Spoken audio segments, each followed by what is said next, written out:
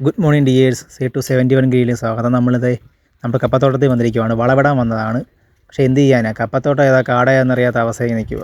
ആദ്യം ഇത് വൃത്തിയാക്കിയിട്ട് ഇനി വളവിടാൻ പറ്റത്തുള്ളൂ. എന്നെ സഹായിക്കാൻ ഒരു ബയ്യ വന്നിട്ടുണ്ട്. ബയ്യയുടെ പേര് റൂബേൽ എന്നാണ്. ഞാൻ ഒറ്റയ്ക്കല്ല, ബയ്യയുണ്ട്.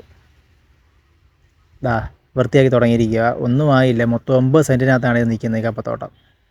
അപ്പോൾ ഞാനും ബയ്യയും കൂടിയാണ് ചെയ്യുന്നത്. ഞാനിപ്പോൾ വീഡിയോ എടുക്കാൻ വേണ്ടി മാറിയതാണ്.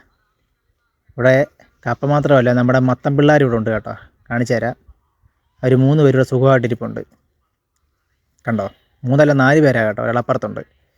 നമുക്ക് ആദ്യം ഇത് മൊത്തം വൃത്തിയാക്കിയിട്ട് വീഡിയോ എടുക്കാം. വൃത്തിയാക്കി വന്നപ്പോഴാണ് വേറൊരു കാര്യം കണ്ടത്.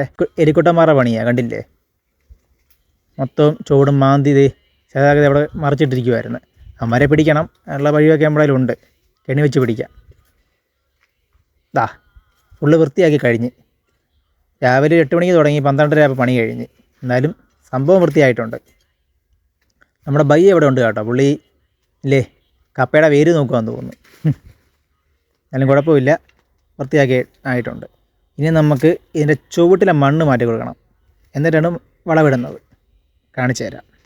ദാ ഇതുപോലെ കപ്പയുടെ ചുവട്ടിലെ മണ്ണ് മാറ്റിയത് ഇതുപോലെ കൊടുത്തിട്ട് അതിൻ്റെ അകത്തേക്കാണ് വളവിട്ട് കൊടുക്കേണ്ടത്.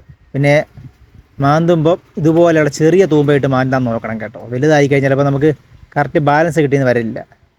ചെറുതാകുമ്പോൾ കറക്റ്റ് കിട്ടും. ദാ ഇതുപോലെ ചെറിയ കപ്പിനകത്താണ് വളമെടുക്കേണ്ടത്. ഒരു കപ്പിനകത്ത് മിനിമം എടുത്തു കഴിഞ്ഞാൽ 5 ചൂടിനിടാൻ പറ്റും വളം. ശകലം ഇട്ടാൽ മതി. കാണിച്ചു തരാം. കണ്ടില്ലേ? 2 ഇട്ട് 3. നമ്മൾ എടുത്തിരിക്കുന്ന ഫാക്ടം ഫോക്സ് ആണ്, നല്ലൊരു വളമാണ് അത്. ഇതാ 4, 5 എണ്ണത്തിന് കറക്റ്റ് ഇടാൻ പറ്റും. നമ്മുടെ വായുള്ളിയുടെ സെയിം സാധനമാണ് അത്. കറക്റ്റ് അതുപോലെ ഇരിക്കും. ഉണ്ട വളമാണ്. അതിന് ശേഷം ദാ ഇതുപോലെ മൂടിക്കൊടുക്കണം.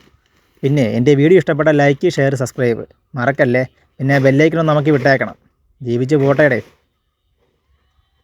ദാ ഇതുപോലെ ഫുൾ അങ്ങ് മൂടിക്കൊടുക്കണം. അതിനുശേഷം വെള്ളമൊക്കെ ഒഴിച്ച് കൊടുക്കുക. പിന്നെ ഇങ്ങനെ മൂടിക്കൊടുക്കുന്ന കാര്യം വേറൊന്നുമല്ല, എന്നാലും ഇവിടെ നല്ല രീതി കപ്പ വലുതാവത്തുള്ളൂ.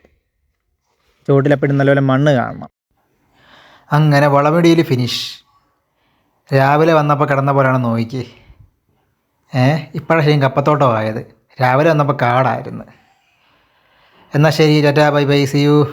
അടുത്ത വീഡിയോ ആയിട്ട് വരാം.